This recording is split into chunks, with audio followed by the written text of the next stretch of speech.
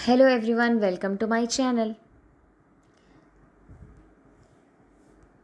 एक एक गांव में एक मार्लिन नाम की लड़की रहती थी। वह अपनी माँ के साथ रहती थी। वे लोग बहुत गरीब थे। मार्लिन के पास सिर्फ एक जोड़े ही कपड़े थे जो वो हमेशा पहनती थी, और उसकी माँ ने उसके लिए एक जूती बनाई थी जो शायद लकड़ी का था। वह उसे बहुत ही चुभता था। वह रोज़ रात में अपनी माँ से कहानियाँ सुनती थी सितारों के बारे में, और उनकी माँ उसे कहती थी कि सितारे जो हमें छोड़कर चले जाते हैं वे सितारे बन जाते हैं। मार्लिन एक दिन एक बागीचे में खेल रही थी तो उसे वहाँ पर एक लाल रंग के जूते दिखाई दिए। मार्लिन को वो बहुत पसंद आया और मार्लिन ने उसे उठाकर अपने घर ले आए। घर लाकर वह जूते उसने अपनी माँ को दिखाए। माँ ने कहा, यह तुमने किसके जूते उठा लाए हैं? मार्लिन ने कहा, वहाँ पर कोई भी नहीं था, मैंने बहुत देर तक देखा।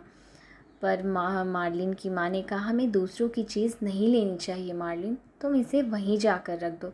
पर मार्लिन को वह जूते इतने पसंद आए कि मार्लिन ने उसे अपने घर पे ही बिस्तर के नीचे छुपा दिया। एक दिन बहुत ज़ोरों की बारिश हो रही थी। मार्लिन बहुत देर तक बगीचे में ही खड़ी रही। वह बहुत देर बाद अपने घर आई। उसने अपनी माँ को घर पर नहीं देखा तो वह समझ गई, और उसकी माँ की तबीयत भी बहुत ख़राब थी, तो वह समझ गई कि उसकी माँ भी सितारा बन गई है। सब लोग, उसके पड़ोसी लोग बहुत दुखी थी। लेकिन मार्लिन, जैसे ही उसकी माँ की मृत्यु हुई, मार्लिन ने उस जूते को निकाला और उसे पहन करके वह अपनी माँ अपनी माँ अपनी माँ की शोक में चली गई। सब लोग उसके जूते देख रहे थे। वहाँ एक बूढ़ी औरत आई। उसने देखा कि मार्लिन का अब कोई नहीं, तो उसने मार्लिन को अपने साथ घर ले आई और उसे अपने साथ रखने का फ़ैसला किया। मार्लिन के जूते बहुत गंदे हो गए थे। उस बूढ़ी औरत ने कहा कि मार्लिन, तुम अपने जूते खोल दो। पर मार्लिन को वह जूते इतने पसंद थे कि वह उसे खोलना ही नहीं चाहती थी। फिर कितना समझाने के बाद मार्लिन ने उस जूते को खोलकर फेंक दिया, क्योंकि वह बहुत गंदे हो चुके थे। वह बूढ़ी औरत ने कहा मार्लिन से, मैं तुम्हारे लिए नए जूते लेकर आई हूँ। पर वह जो जूते लेकर आई थी उसका रंग नीला रंग था और मार्लिन को लाल रंग के जूते चाहिए थे। मार्लिन बहुत ज़िद्दी हो गई थी। वह बहुत रोने लगी कि मुझे लाल रंग के जूते चाहिए। देखते देखते दिन बीत गया और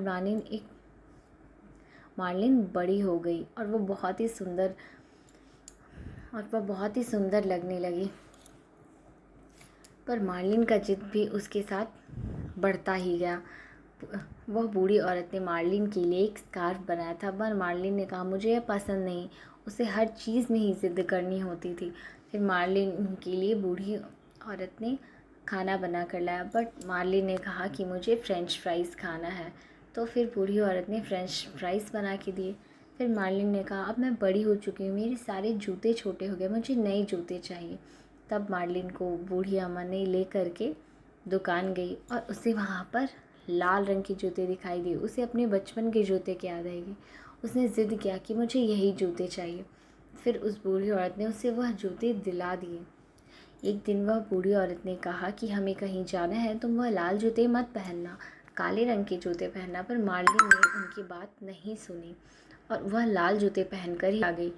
वहाँ एक राजकुमार आया। उसने मार्लिन को देखकर कहा कि आपको देखकर लगता है कि आप बहुत अच्छा डांस करती हुई, इसलिए मैं आपको डांस फंक्शन में इनवाइट करना चाहता हूँ। मार्लिन देखकर बहुत खुश हुई और वह खुशी से नाचने लगी। जब मार्लिन ने नाचना शुरू किया तो फिर उसके बाद उसका नाचना रुका ही नहीं। वह अपने नाचने को रोकना चाहती थी, पर उसका नाच नहीं रुक रहा था। उसके जो जूते थे वह नाचते ही जा रहे थे, नाचते ही जा रहे थे। और वह मार्लिन को ले करके जंगल की तरफ, पहाड़ों की तरफ, कीचड़ सब तरफ ले जा रही थी, जिससे मार्लिन को बहुत चोट लग रही थी। मार्लिन चीख रही थी कि रुक जाओ, पर वो नहीं रुक रहे थे। अंत में मार्लिन ने कहा, मैं आज के बाद कभी ज़िद नहीं करूँगी प्लीज़। उसकी यह कहकर मार्लिन नीचे गिर गई। उसके पैरों में बहुत दर्द हो रहा था और उसके जूते खुलकर उसके पैर से नाचते नाचते चले गए। फिर मार्लिन ने एक लकड़ी का सहारा लिया और वह लकड़ी का सहारा लेकर अपने घर तक आई। वह बूढ़ी अम्मा को उसने देखा और उनसे माफ़ी मांगी, कहने लगी कि मैं आज के बाद ज़िद नहीं करूँगी। और वह मार्लिन उनका ख्याल रखने लगी। फिर वह उसके दरवाजे पर किसी ने दस्तक दी। मार्लिन ने दरवाज़ा खोला तो उसने देखा वही राजकुमार है। राजकुमार ने कहा, मार्लिन तुम कहाँ चली गई थी, मैं तुम्हें कब से ढूंढ रहा था। तो मार्लिन ने कुछ नहीं कहा, वह हंसती रही। उसके बाद राजकुमार ने कहा कि तुम्हें आना है। तो मार्लिन ने कहा, हाँ मैं ज़रूर आऊँगी। उसके बाद राजकुमार मार्लिन को लेकर चला गया और वो दोनों एक साथ डांस प्रतियोगिता में भाग लिए। फिर मार्लिन खुशी खुशी अपनी बूढ़ी अम्मा के साथ रहने लगी। धन्यवाद।